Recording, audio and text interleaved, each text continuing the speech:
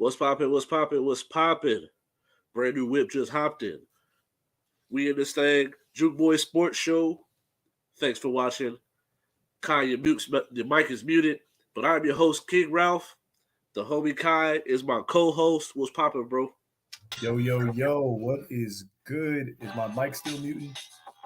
I should be coming through. There we go. All right, yo, what's good, everyone? What's good? I'm happy, man.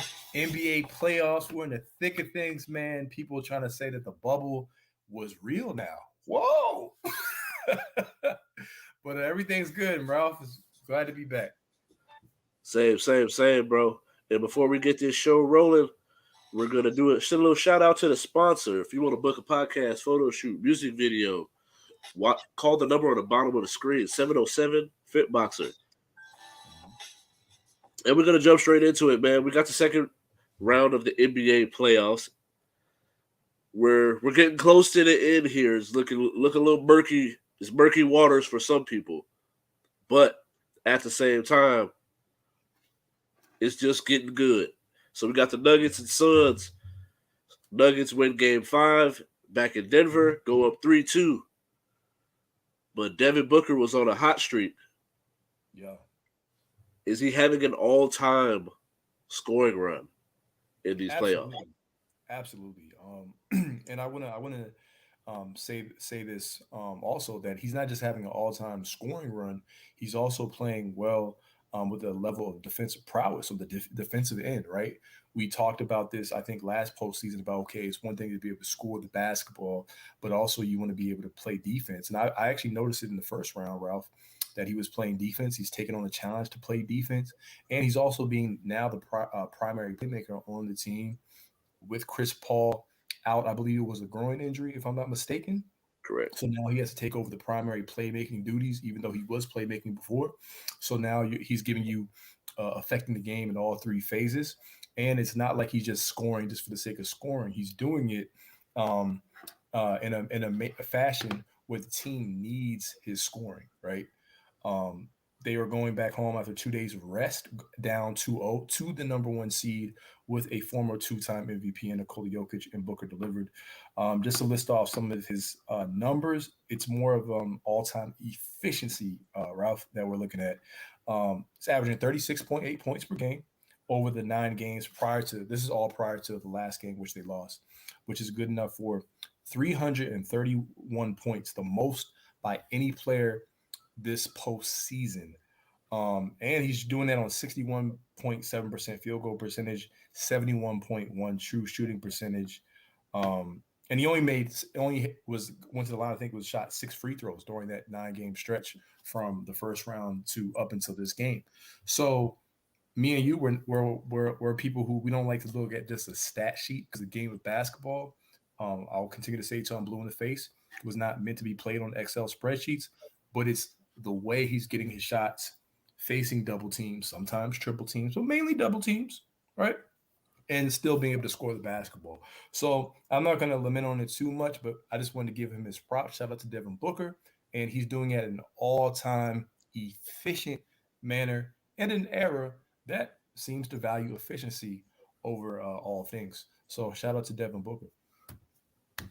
Yeah, I definitely agree with you, man. Like I think that what he's been able to do in these playoffs here, I think KD is paying dividends for him Yes. because you can't, even with a Chris Paul going out, you can't just shade the defense to his side of the floor. You gotta respect KD because it doesn't matter who's over there.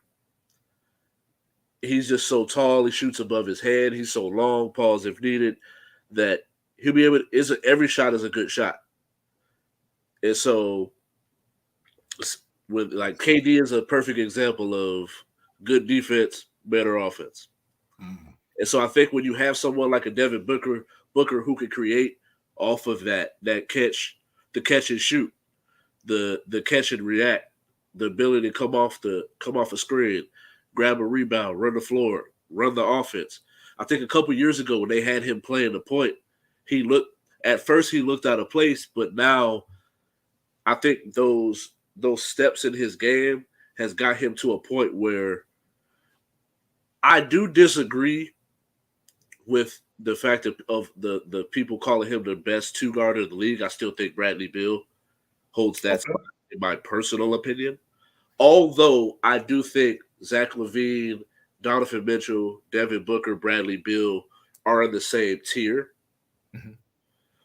So it's a really close race on that, but I don't have a problem with this run that he's having or people coming out and making that statement. I don't think it's a bold claim. Okay. And then next up, we got game 5 is later tonight, Yeah. but it was a crazy game 4. Who you giving that game ball to? You know what? I'm gonna give it to Lonnie Walker. And I want to first give AD his props for showing his versatility, his ability to defend 1 through 5 and be able to stop a two-time MVP, right, in a critical moment, um, and cause Steph Curry to be able to miss that step back 3-point shot. And people are like, why didn't he drive? Well, because he feared AD going to the basket. With all due respect, if you, I don't even like to use the word fear with Steph, but you get what I'm saying, right? Yeah, So it's a let's go respect with level. Lonnie. It's Right, more of a yeah. respect level than a Respect fear. level, not a fear, right? Exactly. Thank you.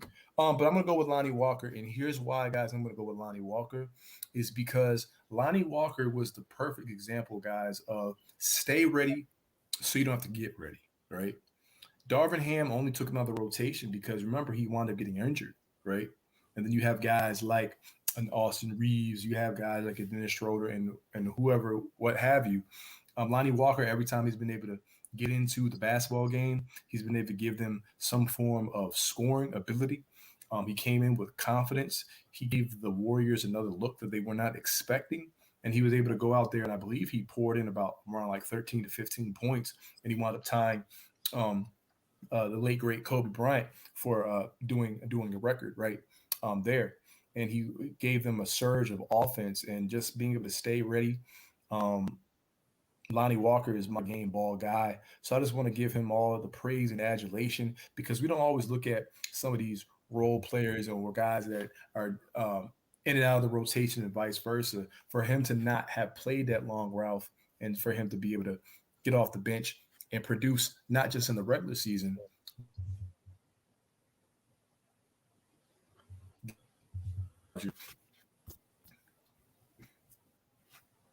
Sorry, bro. I don't know what happened, but it nope, was a breakup. But we doing good. you're good. But I agree with you, bro. I think that Lonnie Walker in that situation, and Draymond said it best, man. Like, although he had a great fourth quarter, Mhm. you kind of as a defense, when you're able to halt LeBron when LeBron wasn't really effective in the fourth. Outside of defense, on the offensive side, Anthony Davis wasn't really effective in the fourth. And so I think when you get to a certain point, nine times out of 10, you're just gonna live with Lonnie Walker taking those shots. Now, big ups to and big props to him to be able to make those shots when it really counted. And I think that that's the part that like the playoffs is really what matters. And I think that this series is gonna boil down to the others, like Shaq would say. And Jordan Poole, non-existent. Andrew Wiggins was aggressive but didn't shoot well. Klay Thompson, aggressive but didn't shoot well. So Mhm. it's like Steph is doing all that he can, and when you look up Steph's numbers, he's balling out, bro. So it's like, at what point would you really? It's you can't blame Steph if they lose this series. It's gonna fall down to Wiggins. Jordan Poole is I don't know what happened to him after Mhm. getting his bread. He just was Mhm. like, yeah, no, I'm straight. Y'all got it. Mhm. Um, let me go try to kick it with Ice Spice. And so I'm like, Mhm. it's a crazy situation, and it's very telling when you watch Draymond's podcast and he starts mentioning off players, Right, right. and Jordan Poole doesn't get a mention at all. Mhm. And so next up, they're playing currently Okay. Knicks and Heat, Yeah. but it leads me to ask, man, I gotta ask it: is Julius Randle The Kirk Cousins of the NBA. I'm gonna say he's the Julius Randle of the NBA, whatever that may be. But when you pay someone, Julius Randle to be a star, right? Because remember, they paid him to be a star player. You want stars to show up on a consistent basis in the playoffs, right? I look at Julius Randle. He's a guy who could rebound. I'm a guy who, we talked about working on that left hand, getting that jumper. Shout out to Matt. He's like, man, if you just got that left hand, just got that left hand, you know. And we look at his what looked, I don't even like to say woes because it was his first time last year, if I'm not mistaken, in the playoffs, right? And so we're like, we want to see growth, Randall. We don't want to just see you out here. You're averaging under 20 points per game. Let's boost that up, boost up your 3-point efficiency. I think he's taking about 6 shots. And there's times when it's like I feel like I don't feel his presence in the basketball game, right? Bam Adebayo, he's like, no, let me, control the boards. Let me dictate how this is going to go, right? So I think that Julius Randle, he needs to mark his territory and he needs to provide them with additional lift with a guy like a Jalen Brunson, right? Because we thought going into the season, okay, they said they wanted a compliment to Julius Randle, right? So now you're kind of playing in the foreshadow. You're kind of playing in the background. He had about, I would say, about one solid game, one decent game, and then the last game, and then the game. I think game two. Game two, I think he scored 10 points. I was like, come on, Randall. Like, you know what I'm saying? Right. So now you're going back, and Miami, they're not afraid. They're not afraid. Jimmy Butler is doing his thing. So I'm not gonna lie. I am disappointed in Julius Randle's output. But I've also am someone with all due respect. I don't actually think he's a number one or number two option. I think he's a number three option, and he's kind of in that. He's kind of, dare I say, in that DeAndre Ayton mold at times. Kind of functioning. Where do you want to put DeAndre Ayton? As a 3, 4, 3? But he's paid. He's paid too much money for what he's giving you. But yeah, I never believed that Julius Randle was a 1 or 2 option, and this is someone who was a fan of his on the Lakers. So we'll see. They called him Baby Zebo at one point, like a more athletic Zebo or something like that. But what do you think, man? Because I know that's your I do question. think he is, man. I'm gonna go back to the question and I'm gonna pull it back Mhm. up. You really like that Kirk Cousins comparison, I so do, bro, because if you go and you look at mhm. his numbers, then you look at what he averaged during And the how he's season, playing. and Mhm. it's like his output is just not during the season is just not matching his output for the playoffs. And so as I wait for it to load up, I think he averaged around 25. He averaged 25 and And 10 10? with 4 assists. Mm. And then in these playoffs, it's like 16, 8, and like 4. He still averaged the same amount of assists, but Shaq says this a lot.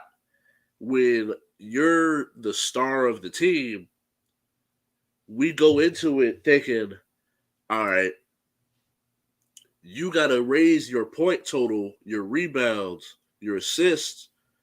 Something has to go up. Hmm. Defenses are going to play to you, so maybe your assists go up, but your points go down. Um, the your rebound, you got to be a little bit more aggressive, so your rebounds are going to go up. Something has to go up, but if things are going down, I have to start comparing you to Kirk Cousins at some point because if your output is at such a high level Mm.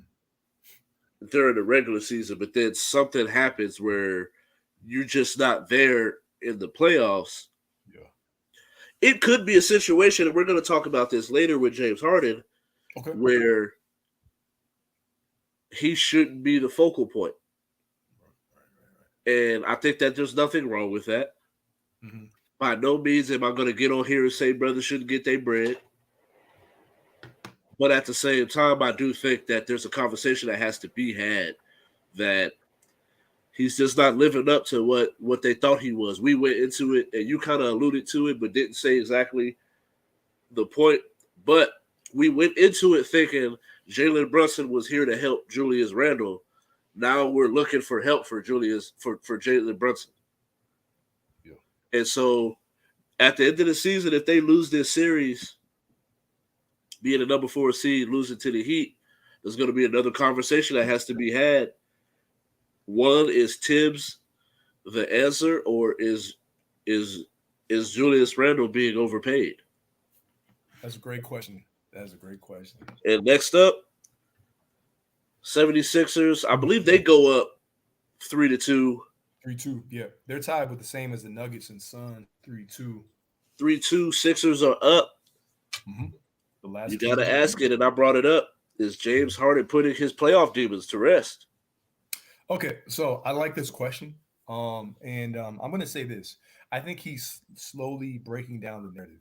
I think for a lot of people, what it's going to come down to is James Harden has a lot of haters. Let's just be real. He has a lot of haters. He has people who hold him accountable, but he also has people that just hate. Let's be real, Ralph. He's somebody who is a top offensive force, basketball force in terms of at his position that he's played at. Um, and just to answer the question directly, I believe that he's slowly chipping away at the narrative, and he can put it to rest by making an NBA Finals appearance. Well, you're like, oh, well, we got to make the finals. Well, yes, because for much is given, much is required, and you have the league MVP and Joel Embiid on your roster, and they've yet to be past the second round, right?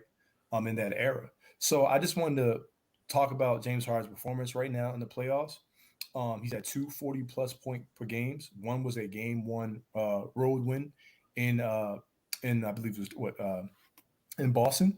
He's averaging 26 points per game, 8 assists points per game, 8 assists per game, 7 rebounds, went 47% from the field and 42% from three. Now, if you look at the narrative that you're talking about or that we're bringing up together, he's 9-13 in elimination games, right? One including a game seven where the Rockets missed 27 threes in 2018. Yes. However, I think some of the things are kind of misguided. I don't think James Harden is a playoff choker. Gas. I think James Harden has underperformed in certain instances because when we think about it, that was a horrific performance in when they missed 27 threes in 2018. But that was a Warriors team with KD who played in that series, right? Right. And you were the defending champions.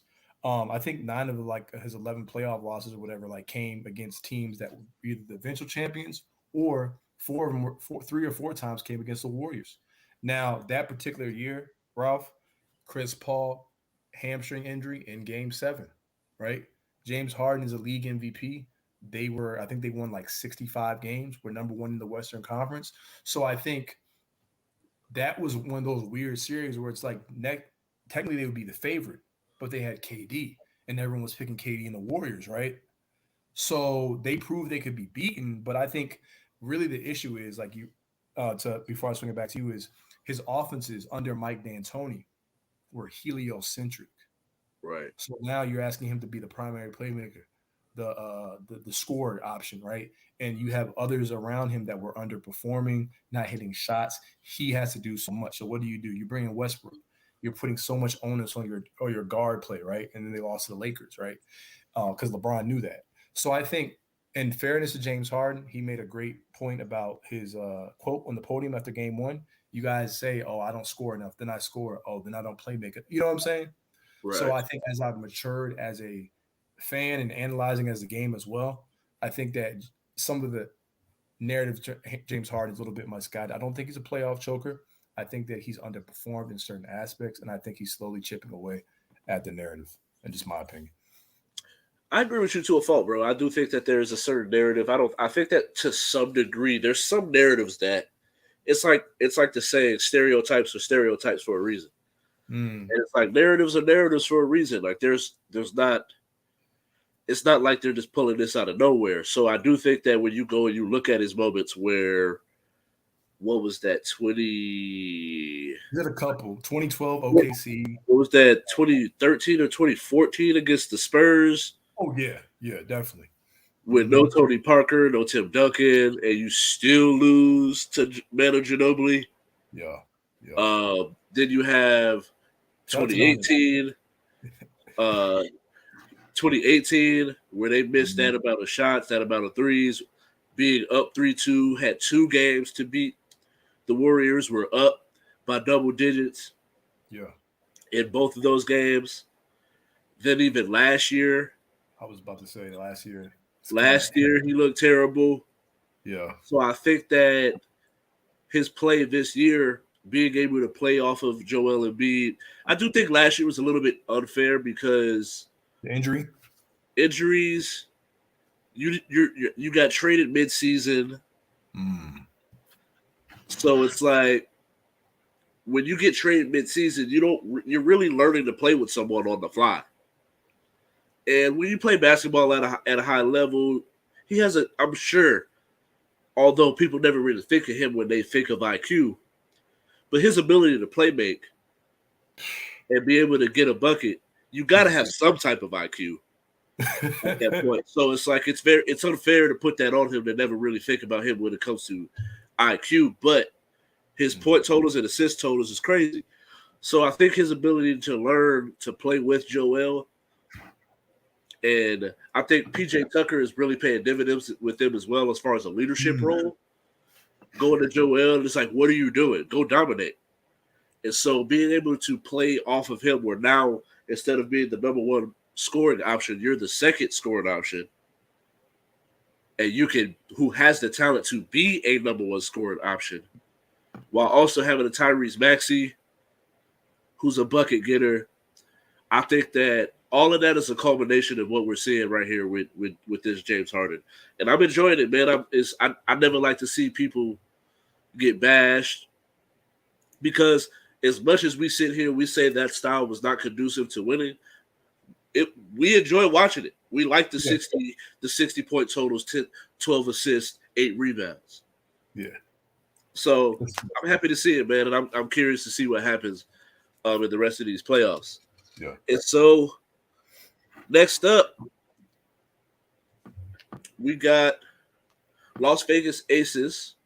Okay. Shout out to the ladies and the New York Liberty with their big three are the 1 and 2 in the Mhm. WNBA power rankings. Season starts toward the end of the month, but they are in training camp, and I'm getting excited, bro. Same. So, do It's you coming agree down. with Mhm. 1 and 2 as far as the WNBA power rankings? So I definitely agree with number one. Because the defending champions, you are the defending champions until someone knocks you off. But like we always say, each season brings new challenges, right? New challenges, new goals, new whatever hurdles, right? To overcome. I think that we look at the Aces, them having some issues with the player, but then be able to replace that player with a Candace Parker, a future Hall of Famer, a former league MVP, a defensive player of the year, someone with the championship pedigree and continue to add and grow, someone who's been a teammate, I believe, if I'm not mistaken, with Becky Hammond as well. So I think when you add that integral piece and can be a player coach, I think that's huge. So I don't expect any slippage for the Aces. So shout out to the Vegas Aces, and I believe that they've earned their rightful number one early power ranking. Right, number two, I thought that potentially you could go either way depending on what angle you decide to take. I think that we know the talent of adding a Brianna Stewart and having um, a Sabrina on the same team. Right, that's insane. Right. Right, However, with the Liberty, however, here's my thing: they did lose in the first round, right, last year. And so just because you also add pieces and like, well, it's a kind of contradictory because you just said Candace Parker, yeah, but they won the ship, right? right, Just because you add pieces, there is a level of what do we always say, chemistry. You know, I'm not gonna compare it to the NBA or whatever. I'm just gonna look at WNBA or any sport in general. If you add new players, you have to have a rapport, time to gel, give them some time, and then see where they're at.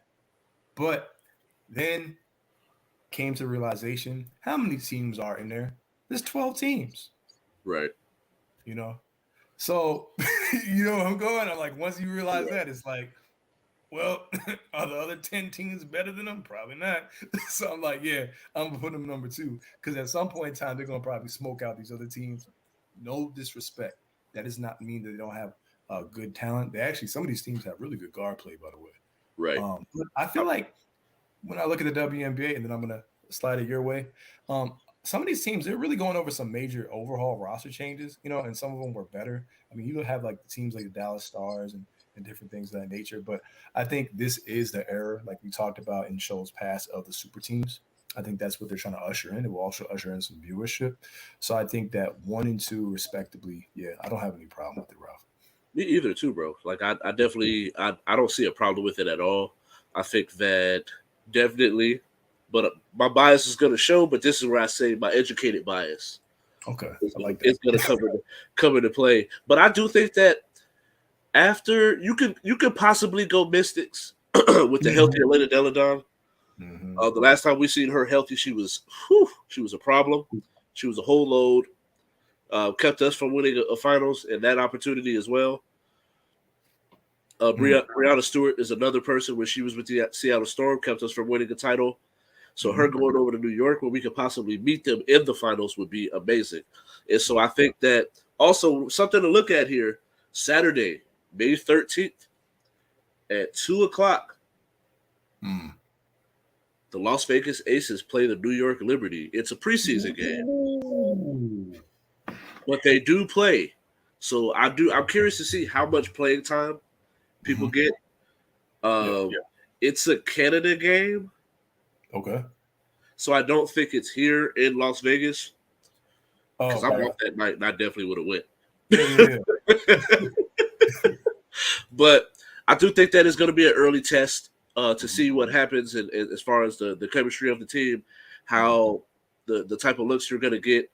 I do think that those are the cream of the crop. Now, I do think that the Connecticut Sun, a team that got to the finals last year, is nobody to sleep on. I do think that, like I said, the Mystic is another team to look at. To look at, we'll see if the Sparks are able to get back into it with the addition of Derica. Shout out to her.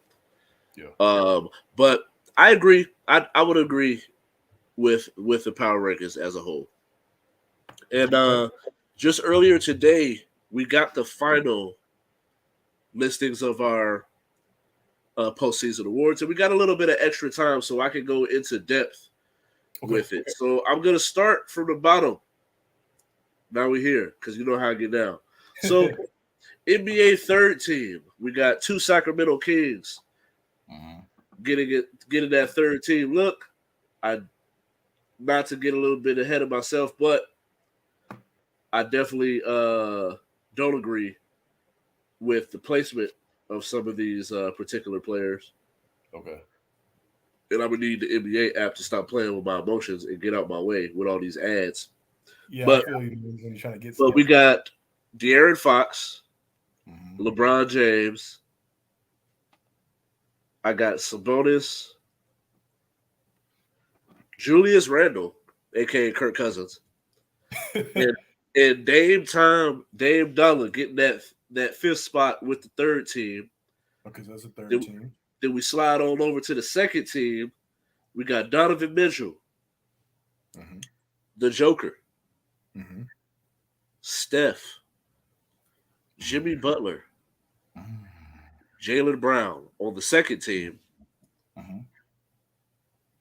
Then on the first team, we got Giannis, Luca, Joel Embiid, Shea Gilgis Alexander, and rounding out the first team All NBA honors, Jason Tatum. Okay. Now, not only just this one, and I guess we can start here. Do you agree with the placement of these players? And this, do you feel like someone was snubbed? I feel like a couple players were snubbed.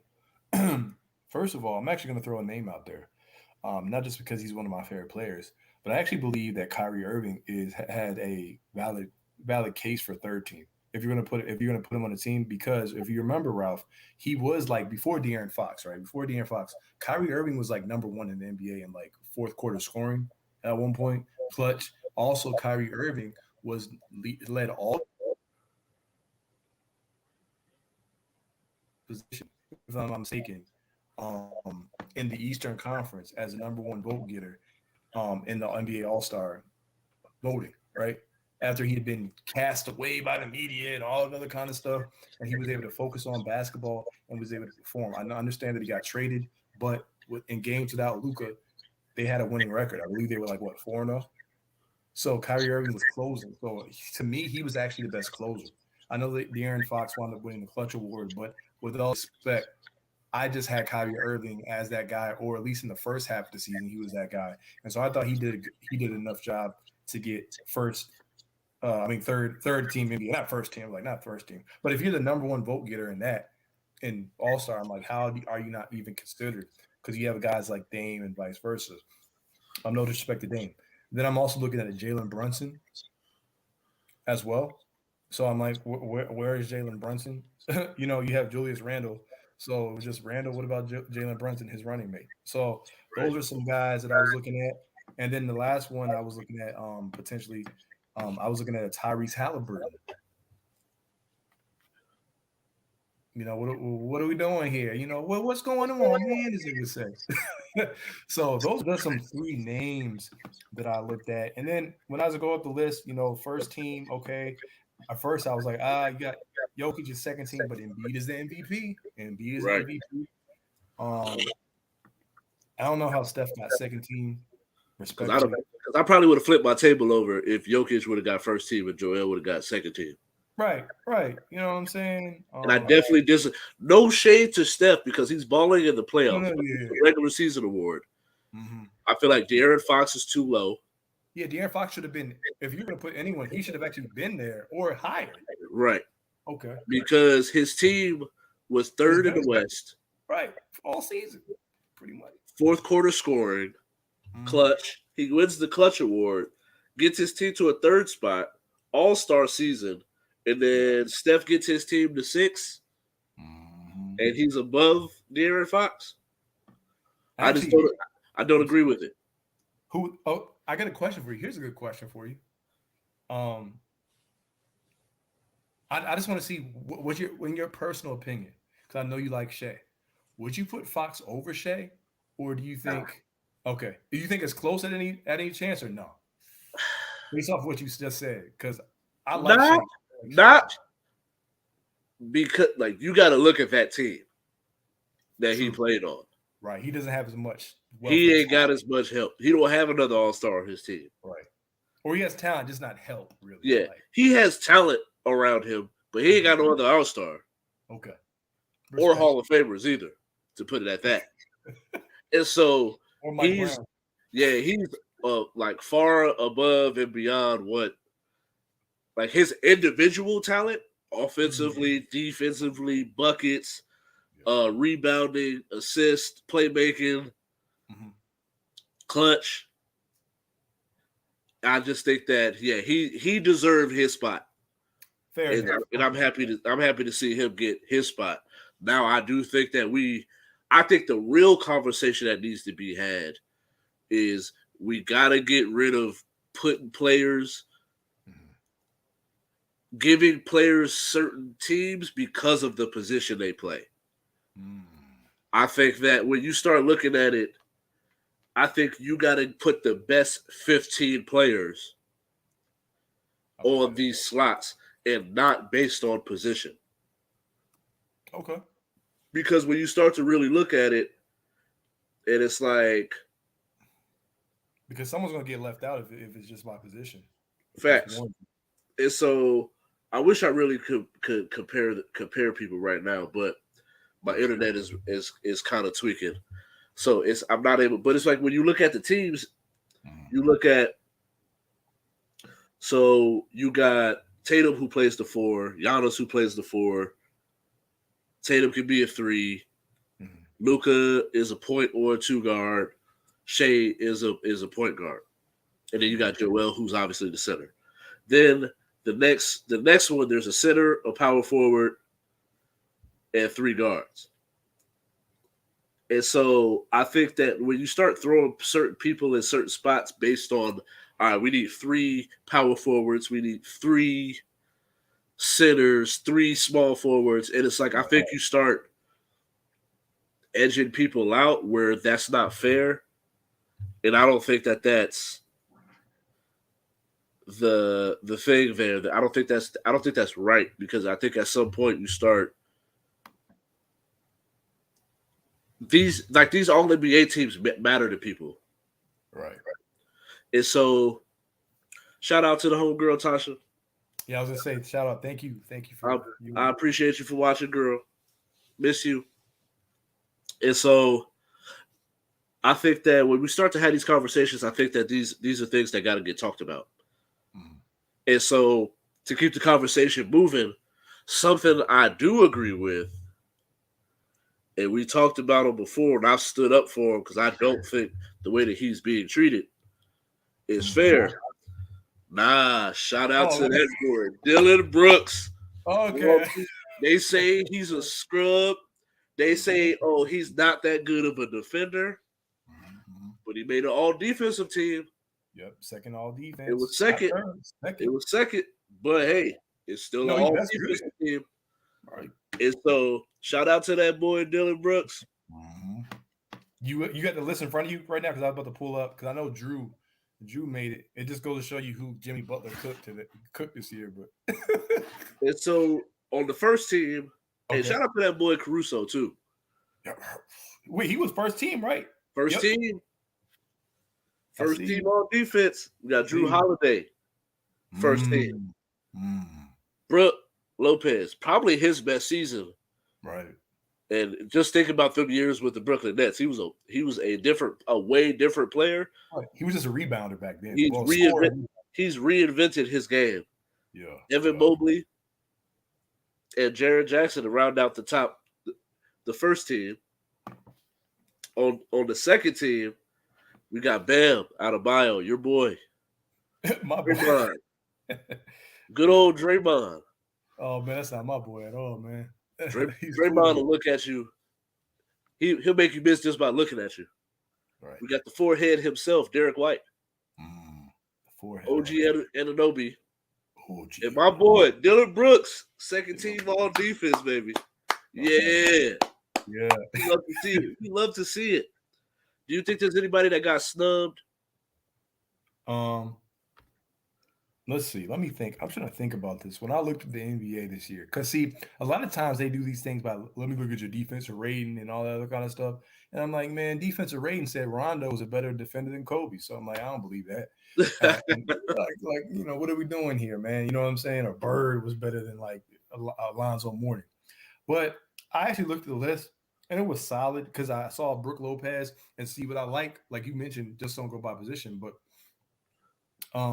you got Evan Mobley, you got the young dude Evan Mobley, and we saw his impact on the defensive side of the ball this season.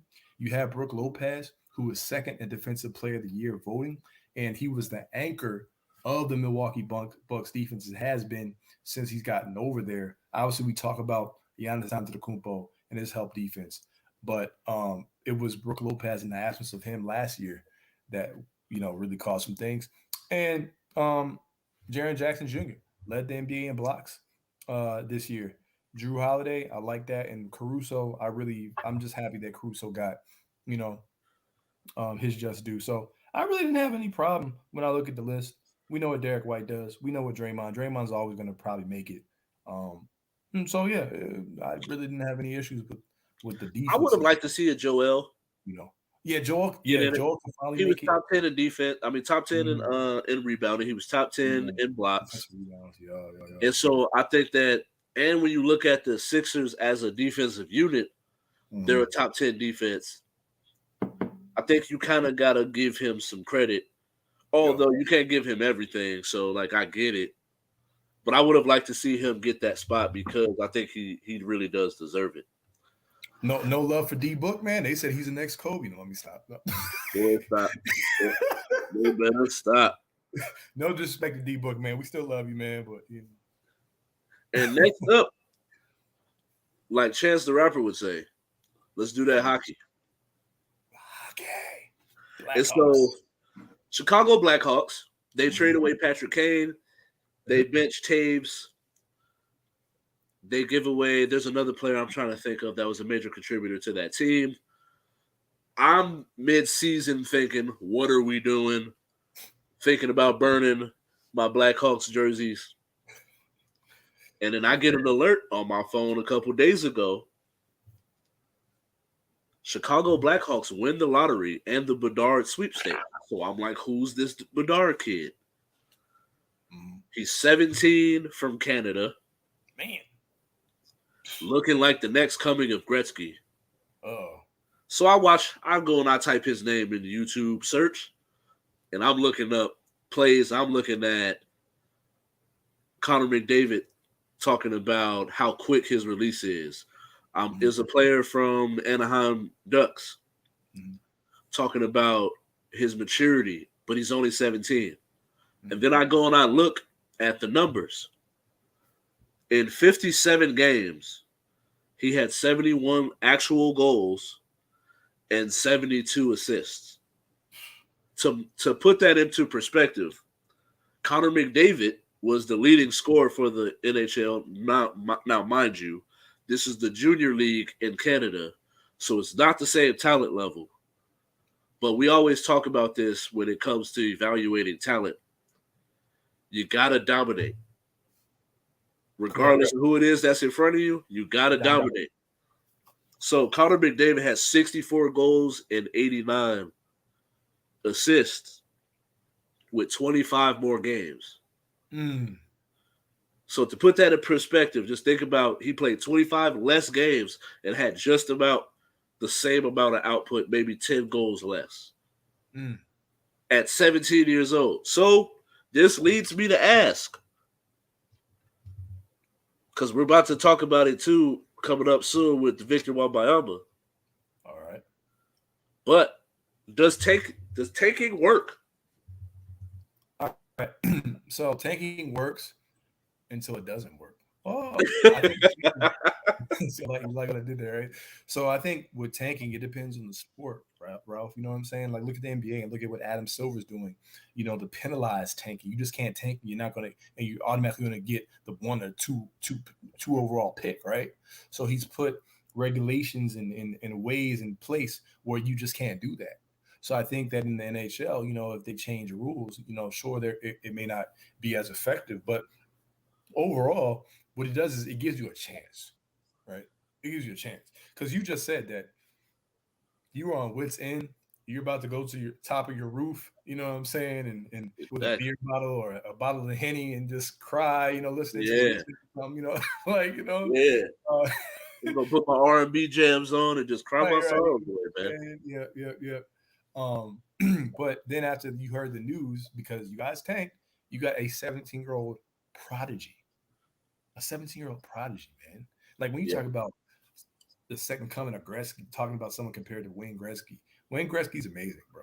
You know what I'm right. saying? Like maybe he'll hit over 100 goals in the season. You know what I'm saying? He's on that Ovechkin type ish. So Right. I think in this respect, and based off of the league that we're talking about, I think it's definitely a possibility. You know, I'll say that you know it can heighten your chances of something, but playing devil's advocate or the inverse of that would be yeah, you can tank, but you got to make the right pick. And sometimes I know we're talking about usually the best prospects and all that kind of stuff. We've seen GMs do stupid stuff with the number one overall pick. True. It happens. True. So yeah, but True. I know you're happy, so I'm gonna say tanking. Yeah, We're excited. We're happy over here. yeah. Life is good over here. Hey, life is good. Shout out to the festival and all that, man. But all right, Right. Right. Life is definitely beautiful. And mhm. so Life is next beautiful over up, there. we got Haley Van Lith and Mhm, Anissa Morrow from mhm. DePaul. Haley Van Lith transferring from Louisville. Both of them transferring to the defending champ. Yeah, Is this cheating, bro? Are they absolutely. cheating, bro? They cheating over there, bro. No, it's absolutely not. Yeah, it increases the balance of power in their favor, right? You know, but in the not WNBA, excuse me, in women's college basketball, right?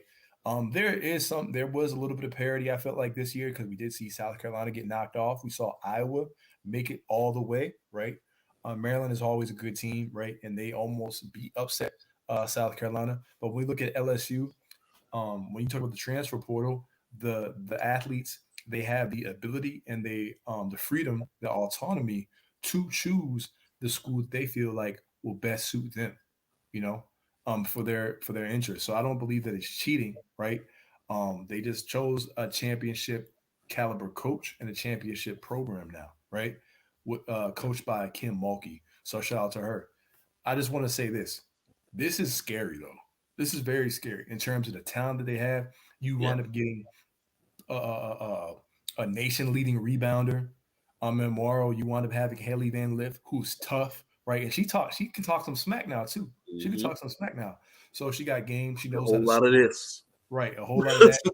But now, right now, you have the inside outside attack, and you add in Angel Reese and her rebounding and her defense that she's going to provide. Right. So I think what now you have Flau'jae as well, and Angel Reese and Flau'jae said they don't have any um when they're on the Breakfast Club, they don't have any in rush to go to the WNBA. You know, they're the NIL deals and stuff like that, making their money. So I think that it's not cheating. They're going to continue to be a powerhouse. And now I want to see, what do teams like a UConn, who is getting back a Paige Buchers, what do teams like a South Carolina, who many like me and you both, we believe that they were going to win back to back, right? And so now they're coming off a loss, losing to Leah Boston as well, right? Number one overall pick. Shout out to Leah Boston. So what does Dawn Staley do with her program? So I'm gonna swing it back to you, but I don't believe it's cheating. I think it actually makes next season far more intriguing. Hey, I'm rooting for them, bro, because they're my girls. Baltimore. I have I have constantly said how showed my affinity and my love for LSU and them Lady Tigers. Shout out to my cousin TT baby. We love you, baby. We miss you. But this cheating, bro. Yeah. I don't know. There's no other way around it, bro. They cheating out there, bro. They is cheating.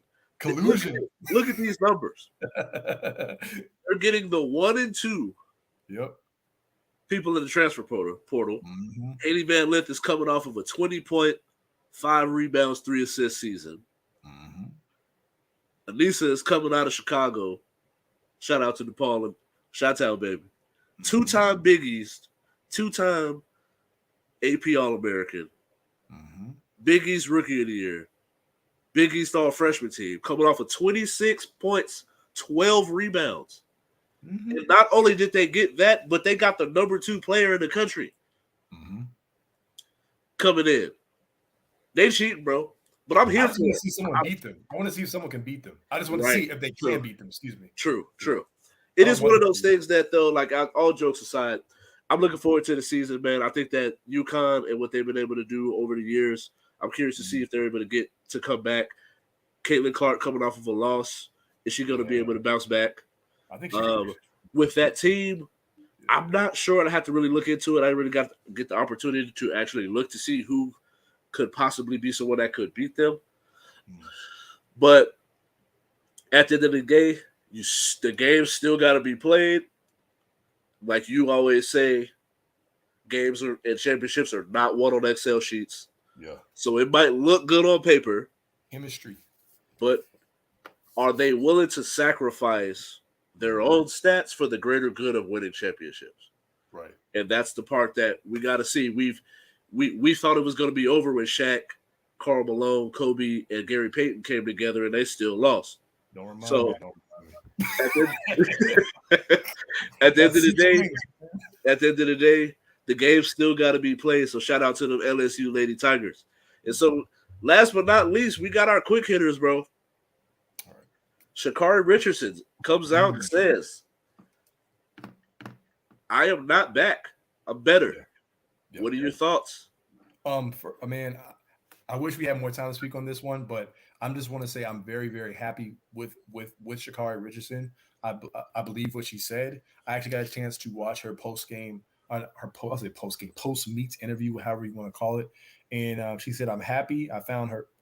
Happy. I found peace, and that no one's going to take that away from her anymore, and that she's blessed." She said, blessings everybody. Like she's just in a happy place. She's grown.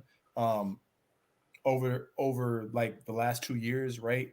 She's dealt with a lot of different things, having performed poorly at the U.S. Championships, where she failed to qualify for the 100 and 200-meter finals. Then prior to that, she was banned for testing positive for marijuana after winning the U.S. 100-meter contest at the Olympic trial. So she really went through a lot of trials and tribulations, and she had a lot of people coming at her. And there's a level of maturation as well. But yeah, she's great, and In terms of her performance, she ran a 10.76 guys versus a tough field, which included Sharika Jackson, who won silver at the Worlds last year. So she beat two medalists in an international setting, and she was able to kind of silence some of that. She performs poorly in international play. So just want to say I have nothing left to say. She's just in a very great place, positive place, focused. Her running looks focused, man. Like shout out to Shakari Richardson, man. Most definitely, most definitely. Next up, it's time to give this man, Aljamain Sterling, his credit, bro. I think Yeah. that he had a deciding victory over Cejudo, but Mm-hmm. we gonna look up his fights. Okay. And his last couple fights, he's coming off of some big victories. He's talked about fighting Sean O'Malley, but I think that when it came down to the conversation of who he's fought and what has happened, I think Mm-hmm. when we start looking at, oh, he got a fake belt because it was a disqualification. Well, he beat T.J. Dillashaw, who's a legend in the sport. He beat Cejudo, who's a two division champ. I think he came back and and, and showed that he's here. Now I'm gonna halt the talks of like, oh, he's a legend and in the division. Mm-hmm. I think like within this generation, we're too quick to start giving people legendary status. Mm. But I think what he's been able to do, how he controlled that fight against Cejudo, I think how he beat T.J. Dillashaw, and then I'm trying to see. Oh, after losing with the after winning the belt with the illegal knee, he came back and beat Peter Yan in a split decision. Yeah. So I think that he showed he's coming off a three.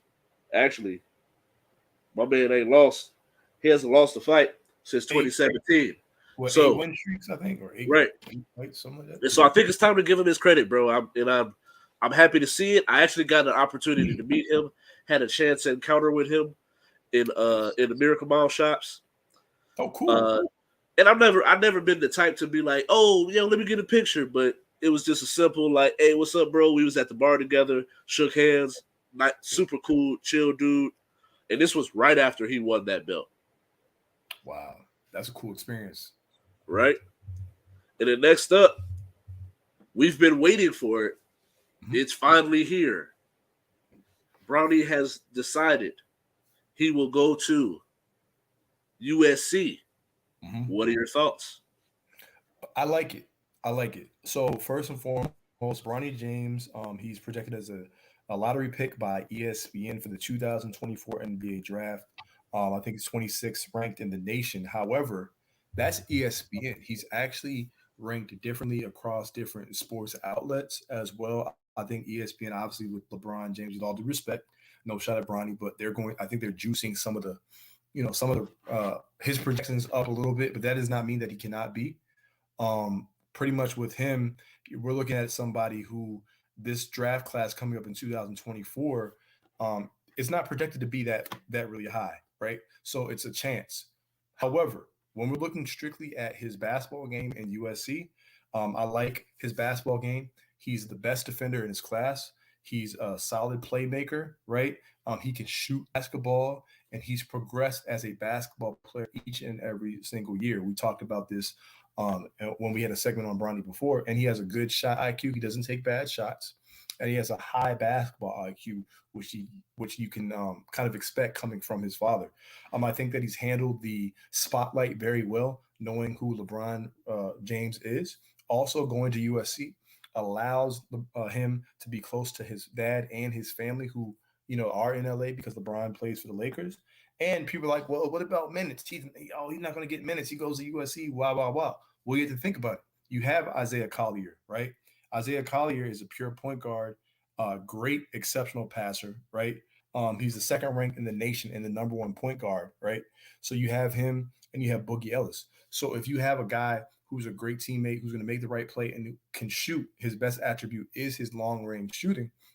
You can actually play him at times aside Isaiah Collar, and he's going to be able to set up. He doesn't have to be that first or second option. So I believe that there was some type of formal agreement there, obviously prior to him being able to commit, like all players, not just Bronny, like all players have prior to committing.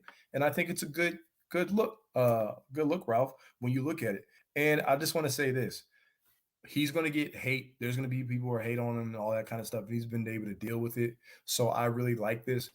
Don't root for him to fail, just because, his father is LeBron and all that kind of stuff. No, Yeah. this is somebody who put in the time, energy, effort, and has consistently gotten better. So I actually like the fit at USC more so than I thought that I would have. I like the So, fit, man. I think that everything that you expounded on, when you get the opportunity to play off ball, mhm. where he can develop his game as an off ball scorer, something that we never really seen LeBron do until recently.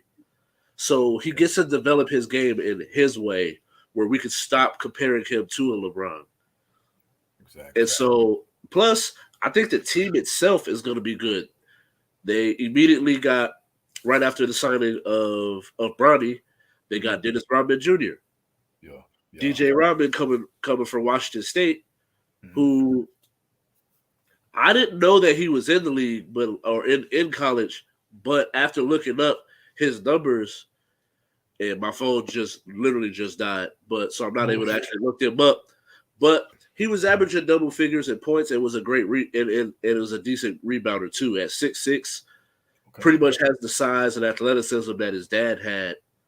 He's just way lighter skinned. And so I think that with those two players plus two that you've already mentioned, I think that they're going to have a good team. I'm curious to see the growth with that team and see what happens going forward. And Yeah. then next up, see if I can able to get some juice to get squeeze the last little topic out of here. But All right. we got maybe we got to talk about Canelo. No, let's talk. You know what? Let's talk about Mhm. veteran leadership. Oh, okay. Yeah. Okay. I think this is really important Mhm. because on a scale of 1 to 10, how important is veteran leadership to you? It To is on me, a team and within an organization. And I think about it this way.